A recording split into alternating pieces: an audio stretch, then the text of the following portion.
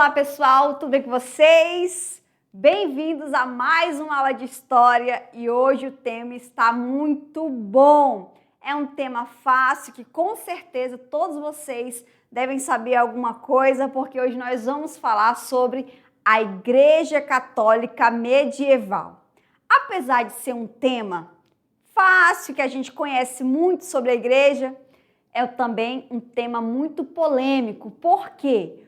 Porque alguns historiadores falam que a Igreja Católica medieval, ela dominava a mente das pessoas por meio dos seus ensinamentos e também porque as pessoas, elas não tinham acesso ao ensino. Então, como as pessoas não sabiam ler o latim, a igreja acabava monopolizando o ensino e acabavam manipulando essas pessoas de acordo com os seus interesses. Mas na aula de hoje, a gente vai ver se era realmente isso mesmo. Se realmente a igreja, ela só manipulava as pessoas. Se a igreja católica, ela realmente não fez nada de bom por aquelas pessoas que viviam na Idade Média. Então nós vimos, pessoal, que após a queda do Império Romano do Ocidente, aquele lugar estava em frangalhos, né? Os germânicos chegaram, invadiram, a galera que estava na cidade foi para o campo. E a pergunta que fica é, o que sobrou desse Império Romano? O que findou, que fim levou as pessoas, as instituições, as leis romanas? Como que ficou o Estado? Simples, pessoal. Esse Estado, ele ficou, como eu falei, ele ficou em frangalhos, porém, somente uma instituição, ela ficou de pé. E que instituição é essa? A Igreja Católica.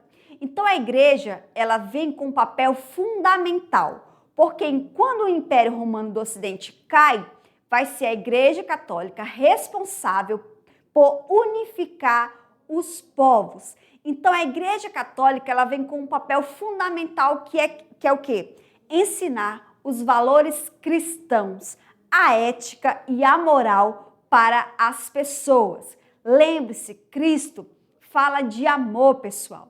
Mas para a Igreja Católica ensinar essa nova religião para esses germânicos foi muito difícil. Por quê? Porque os germânicos, eles eram politeístas, eles acreditavam em vários deuses. Então, os deuses cristãos, ou os deuses germânicos, eles eram bem fortes, eles eram raivosos, eles eram guerreiros. E Jesus Cristo é um cara do bem, é um cara paz e amor. Então, os germânicos olhavam assim, Jesus, vem cá, será que realmente vale a pena a gente fazer essa conversão, a gente ser cristão?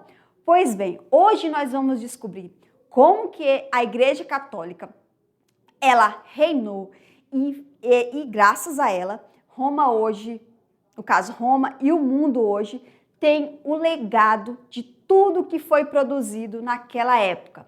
Pois a igreja, além de manter a fé das pessoas, a igreja também foi responsável por espalhar a cultura romana por todo o mundo. Pois a igreja, pessoal, foi responsável por copiar vários ensinamentos de vários filósofos, porque quando Roma cai, fica destruída. Então vai ser a igreja que, com a ajuda dos monges, vão lá copiar esses documentos e esses documentos eles vão passar de geração, séculos em séculos, até chegar na era contemporânea. Então, graças a essa igreja, nós sabemos muita coisa sobre a Idade Média. Bom, falei muita coisa, agora nós vamos para a tela, porque a aula vai começar. Bom, hoje nós vamos falar sobre a igreja e a cultura medieval. Nós vamos falar sobre a conversão do Império Romano, nós vamos falar sobre a igreja na Europa Ocidental e a conversão dos germânicos e também sobre o cisma do Oriente, que vai ser a separação da igreja do Ocidente com a igreja do Oriente. Bom, pessoal, antes de começar a falar sobre a Igreja Católica, é importante que você saiba. Igreja Católica Apostólica Romana do Ocidente. Igreja Católica Apostólica Romana do Oriente. Católico significa universal. Então, essa religião, ela tem como objetivo universalizar todo o seu conhecimento e toda a sua doutrina. Apostólica por quê? Porque, segundo os ensinamentos de Cristo, essa religião, todo mundo tinha que conhecer sobre Jesus e sobre o seu Pai. Então, por isso que vai ser apostólico, porque vai ser os apóstolos quem vão espalhar todo o conhecimento sobre Cristo, sobre Deus para o mundo inteiro. Entenderam? Então, vamos continuar. Na tela, por favor. Bom, aqui nós temos a igreja e a cultura medieval. Esse aqui é o Papa Francisco, nós temos o Vaticano, que nós vamos falar sobre um pouquinho mais à frente, tá bom? Vamos lá.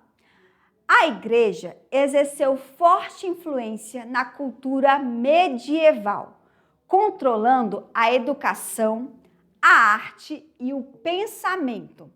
Mosteiros eram centros de conhecimento, preservando manuscritos e difundindo saberes. A arquitetura gótica e a filosofia patrísticas e escolástica refletiam a religiosidade da época. Festas, rituais e a moral cristã moldavam o cotidiano da sociedade. Pessoal, o que é uma escola escolástica?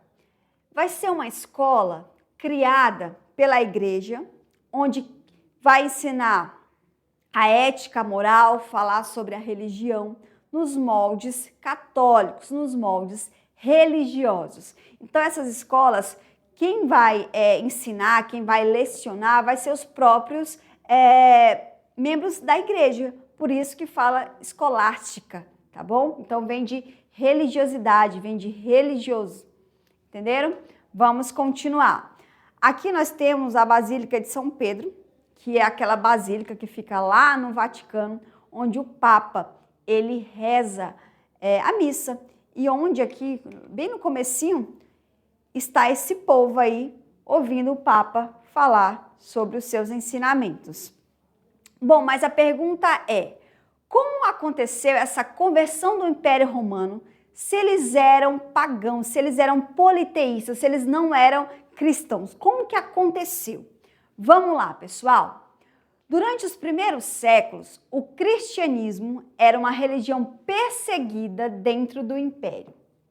No entanto, sua mensagem de esperança e vida eterna atraiu seguidores de todas as classes sociais.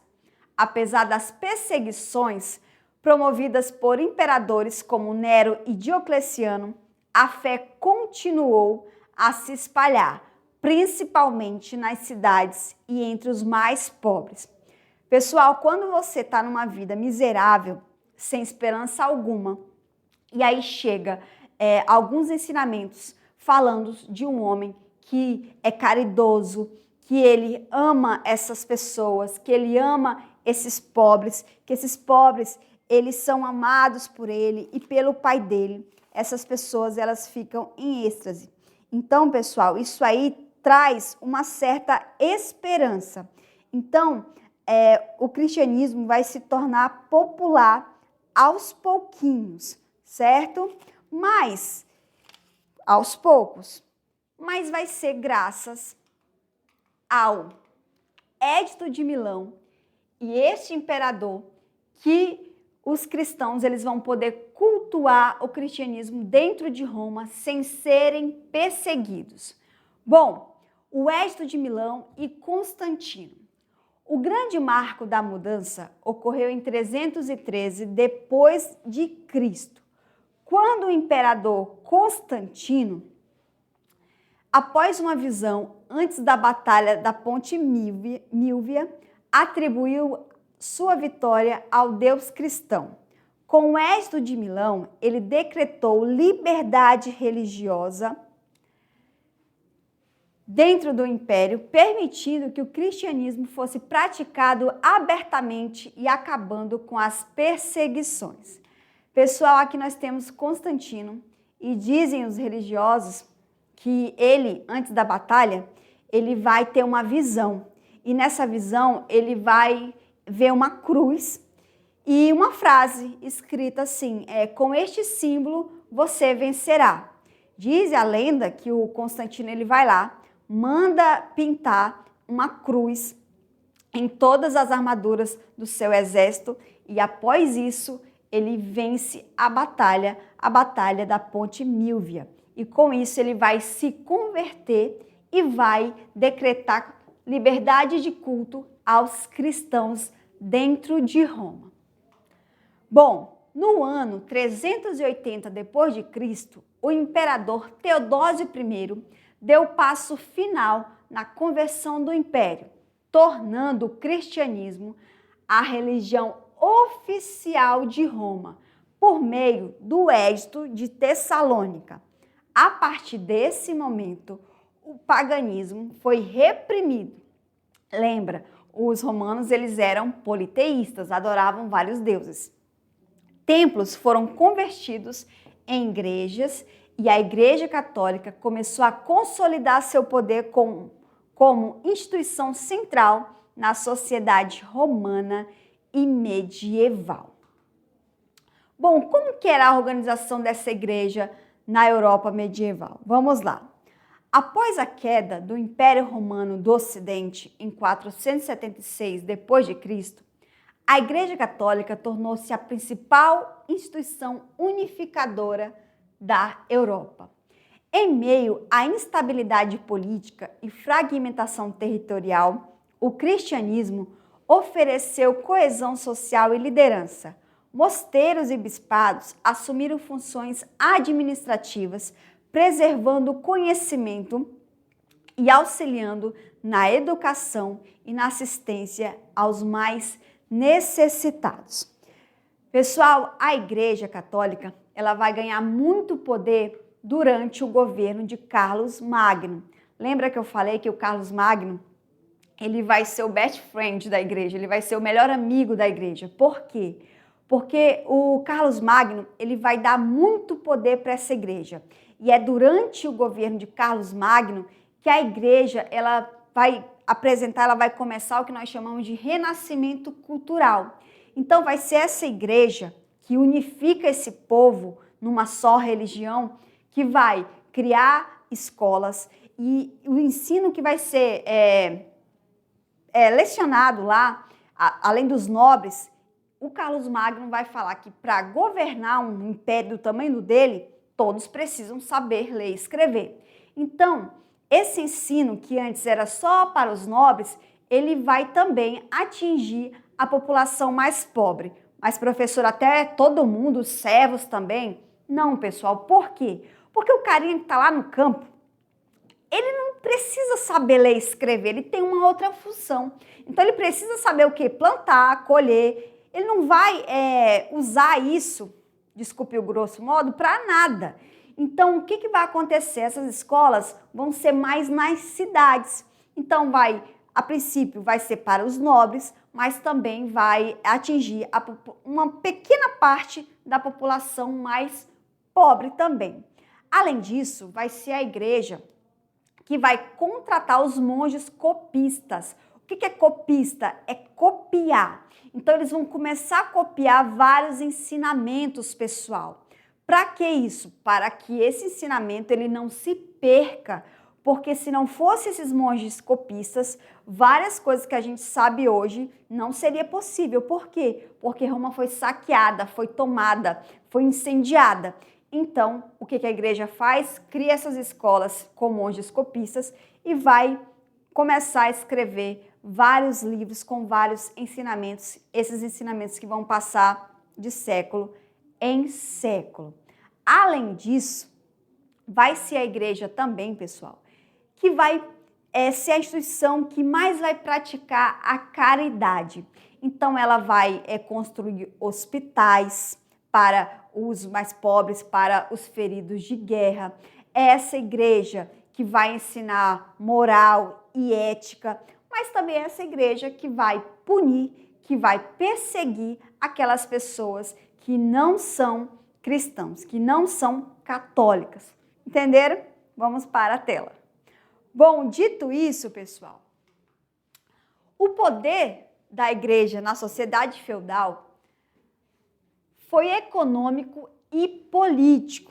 Ela possuía vastas terras, arrecadava impostos como o dízimo, lembra o dízimo, quem é da religião paga até hoje, influenciava as decisões dos reis e nobres.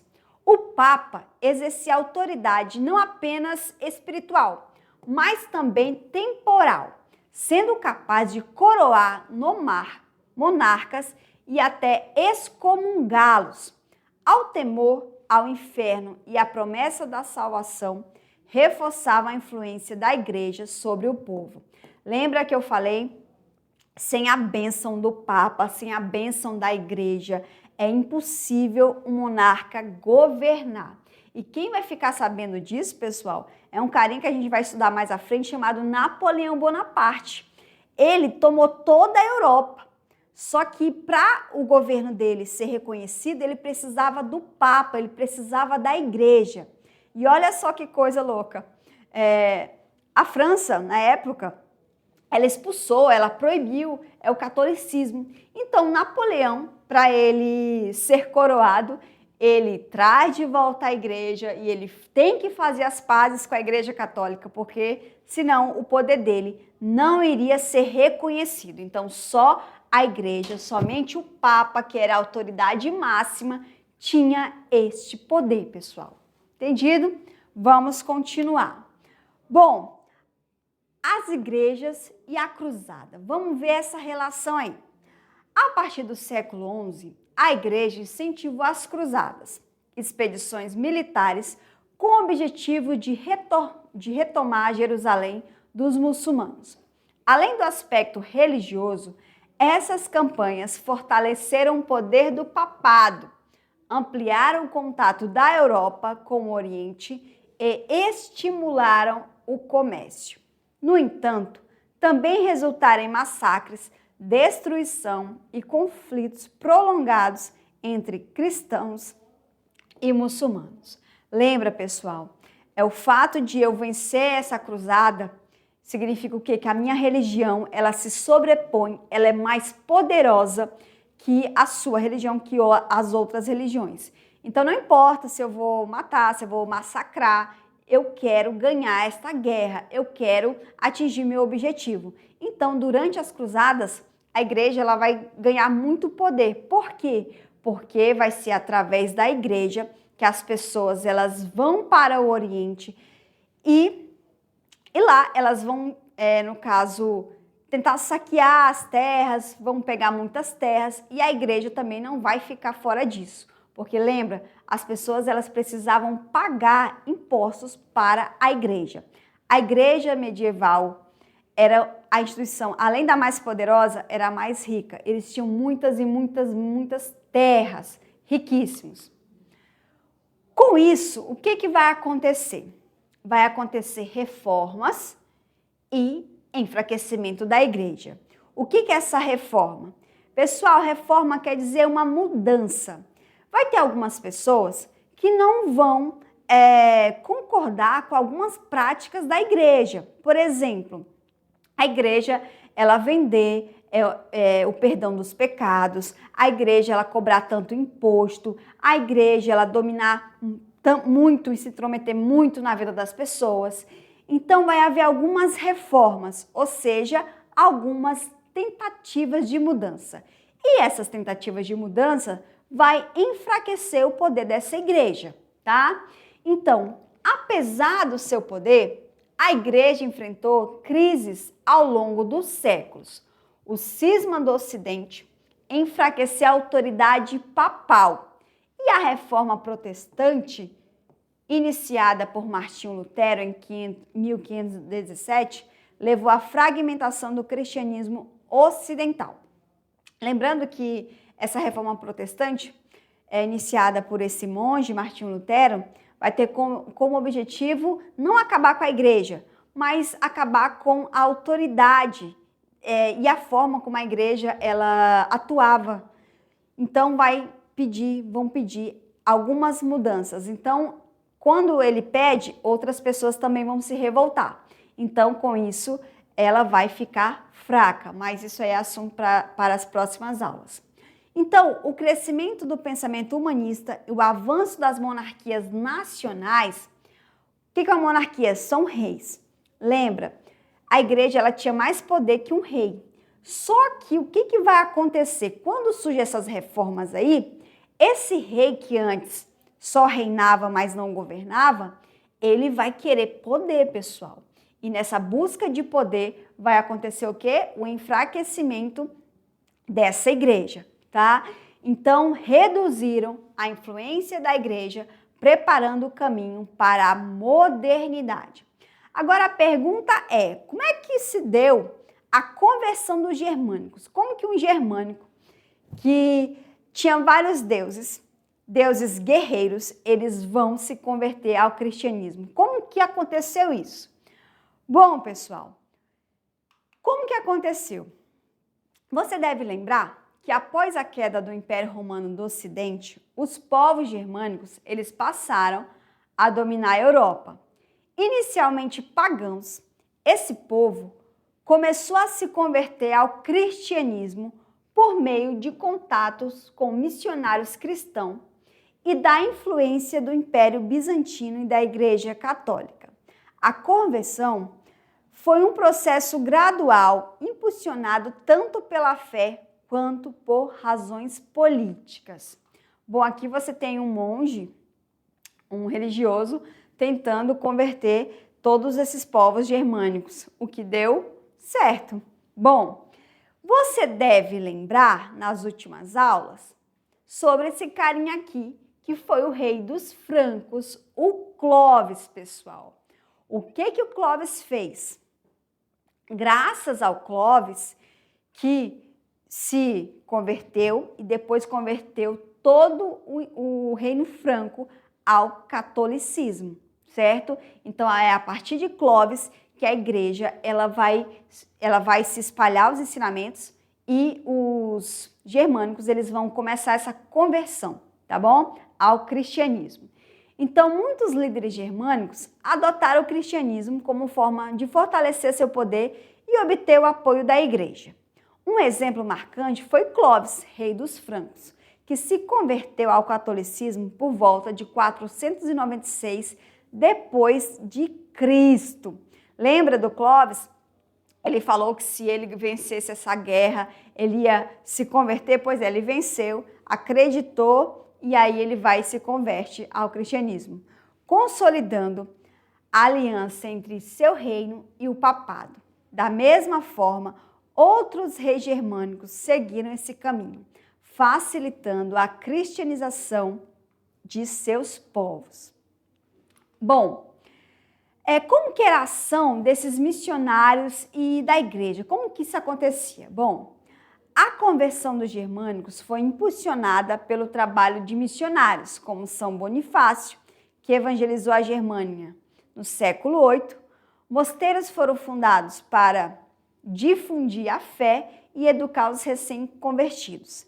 A igreja utilizou estratégias de adaptação, incorporando elementos das tradições germânicas ao cristianismo para facilitar a aceitação da nova religião.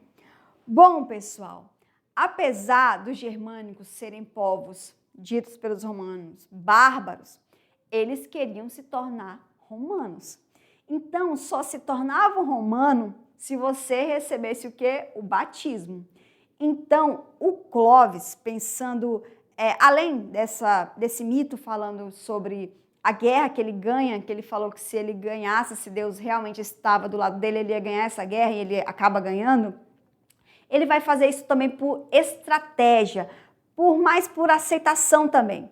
Então, os germânicos, para se tornar um romano, ele tinha que ser batizado. Então, com isso, Clovis, ele se converte e começa a converter todo o reino franco. E a partir daí, vai acontecer essa aliança entre Igreja Católica do Ocidente e o reino franco. E depois se espalha por toda a Europa. Vamos continuar na tela. Bom, dito isso, a cristianização dos povos germânicos teve grande impacto na formação da Europa medieval. No século IX, Carlos Magno foi coroado imperador pelo Papa, consolidando a união entre igreja e poder secular. O Sacro Império Romano Germânico tornou-se um dos principais símbolos dessa fusão entre a fé cristã e as tradições germânicas, moldando a história europeia por séculos.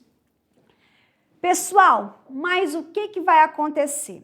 A Igreja Católica era extremamente poderosa, mas nesta época, durante a Idade Média, o Império Romano, lembra, lá no comecinho, ele foi dividido em duas partes, em Império Romano do Ocidente e Império Romano do Oriente. O Império Romano do Ocidente cai entre os germânicos e começa um outro império. Já o Império do Oriente, ele continua em pé. Então, o que vai acontecer? Quando o Império Romano do Ocidente cai, o do Oriente fica. E esse Império do Oriente, pessoal, ele vai ter uma cultura diferente do Império Romano do Ocidente. Então, se é diferente, quer dizer que, apesar do catolicismo também atuar lá no Oriente, esse catolicismo ele vai ser interpretado de uma forma diferente do Império Romano do Ocidente. Então, nós vamos ter duas igrejas católicas, a do Ocidente e a do Oriente. A princípio, como que funcionava? Era a mesma Igreja Católica Apostólica Romana. Porém, como lá no Império Romano do Oriente, a cultura, a língua vai ser um pouco diferente, a interpretação da religião também vai ser diferente. Então, vai acontecer o quê? Vai acontecer alguns conflitos internos dentro da própria Igreja Católica. Então, o que vai acontecer? O Oriente, ele tinha uma visão diferente do Ocidente. Exemplo, eles queriam que a religião fosse descentralizada, ou seja, que não existisse um papa, porque a gente sabe que na do Ocidente, na Igreja Católica Romana, a figura principal, a figura mais poderosa, a liderança é o Papa. Só que, como o Oriente não vê o Papa como uma autoridade máxima, eles não queriam que o Papa tomasse todas as decisões. Eles respeitavam, mas eles não queriam que o Papa mandasse em tudo. Então, isso daí vai gerar um conflito entre a Igreja Católica do Ocidente e a Igreja Católica do Oriente. Esse pequeno conflito, pessoal, vai resultar na separação dessa igreja. Ou seja, agora nós vamos ter duas igrejas. Nós vamos ter a Igreja Católica do Ocidente e a Igreja Católica do Oriente. Essa separação vai ser conhecida como o cisma do Oriente, ou seja, a ruptura, a divisão entre a Igreja Católica, pessoal. Como que aconteceu essa história? Nós vamos ver agora. Na tela, por favor. Bom, o que é cisma? É ruptura. Aconteceu uma ruptura aí, pessoal, na igreja. Durante séculos, a igreja cristã esteve dividida entre o Ocidente, sob liderança do Papa em Roma, e o Oriente, sob liderança do Patriarca de Constantinopla. Pessoal, esse patriarca aqui, ele é como se fosse um bispo, certo? Ele não vai ser um papa, ele vai ser um bispo. Então, cada cidade vai ter um patriarca. Então, isso daí quer dizer que é um poder descentralizado. Então, não tem ninguém melhor que o outro, não tem uma autoridade máxima. Eles vão para tomar algumas decisões, eles se reúnem e decidem entre si. Diferente da igreja de Roma, que a autoridade máxima é quem? É o Papa. Já no Oriente não tinha, era só um patriarca. Só que esse Papa, por ser a mesma igreja, ele queria também mandar tomar conta do Oriente, o que vai fazer com que esses patriarcas não gostassem dessa ideia, porque eles gostavam de uma coisa mais descentralizada, onde todos podiam tomar as decisões e não só uma pessoa, certo? Vamos lá. Mas por que teve esse cisma, professora? Por que uma igreja que prega a união, o amor de Cristo, vai se dividir, vai brigar entre si? Bom, pessoal, por quê? Porque lembra, nós vamos ter 2 impérios. Então, esses impérios, eles vão estar localizados em lugares diferentes. Se eu estou em lugar diferente, eu tenho culturas diferentes, eu tenho políticas diferentes, eu tenho pessoas diferentes, tá? Mas, professora, as pessoas de Constantinopla não eram romanas, mas também eram gregas, pessoal. Para você ter uma ideia, lá em Constantinopla, o idioma não era o latim, era o grego, tá? Então, vai ter essa questão cultural. Então, vai ser uma questão cultural, uma questão política, teológica, que foram se acumulando e enfraquecendo a unidade cristã. Enquanto a igreja ocidental adotava o latim e seguia uma estrutura centralizada, ou seja, o Papa, na figura do Papa, a igreja oriental utilizava o grego e possuía maior autonomia em suas decisões. Aqui nós temos uma igreja ortodoxa, tá? Você pode ver essa cruz aqui, que é a cruz ortodoxa, e você pode ver que essa abóbada aqui, ela é em formato de cebola. Então, essa abóbada é ouro, pessoal. Então, assim, você já consegue identificar que é uma igreja ortodoxa, tá? Vamos lá. O que causou essa ruptura? Por que elas brigaram entre si? Vamos lá. Vários fatores contribuíram para o cisma do Oriente, ocorrido em 1054. Entre elas estavam disputas de autoridade. O Papa reivindicava a supremacia sobre toda a cristandade, enquanto os patriarcas orientais rejeitavam essa autoridade. Ou seja, chegava uma ordem lá do Ocidente, lá para o Império Romano do Oriente. Então, essas pessoas não seguiam a ordem do Papa, elas não queriam que o Papa fosse a autoridade suprema e acabavam rejeitando, o que deixava a Igreja Católica do Ocidente extremamente, pessoal, extremamente desafiada. Então, eles não gostavam dessa história, tá? Então, a causa dessa separação vai ser disputas de autoridade. Além disso, nós vamos ter diferenças doutrinárias. Vamos lá. A controvérsia do filioque. O que é isso? Expressão adicionada ao credo pelo Ocidente. Segundo a Igreja Católica do Ocidente, o Espírito Santo, ele vem do Pai e do Filho. Em nome do Pai, do Filho e do Espírito Santo. Já para os do Oriente, para a Igreja Católica do Oriente, não. O Espírito Santo só vem do Pai e não do Filho, o que vai causar aí uma diferença de interpretação, uma diferença doutrinária, certo? E também sobre o uso do pão fermentado na Eucaristia foram pontos de conflito. Além disso, nós vamos ter tensões políticas, como o enfraquecimento entre Roma e Constantinopla.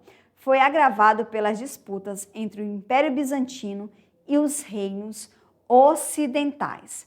Pessoal, essas tensões políticas também vai se dar pelo seguinte: lá na Quarta Cruzada, que é a cruzada comercial, os romanos eles vão realmente para invadir Constantinopla, para saquear a cidade, para tentar enfraquecer.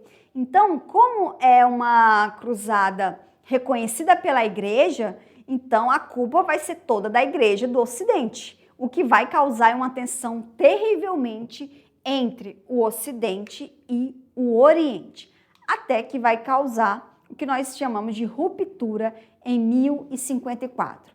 O cisma foi oficializado quando o cardeal Humberto, representante do Papa Leão IX, excomungou, ou seja, expulsou o patriarca Miguel Cerulário de Constantinopla, que revidou excomungando os emissários papais.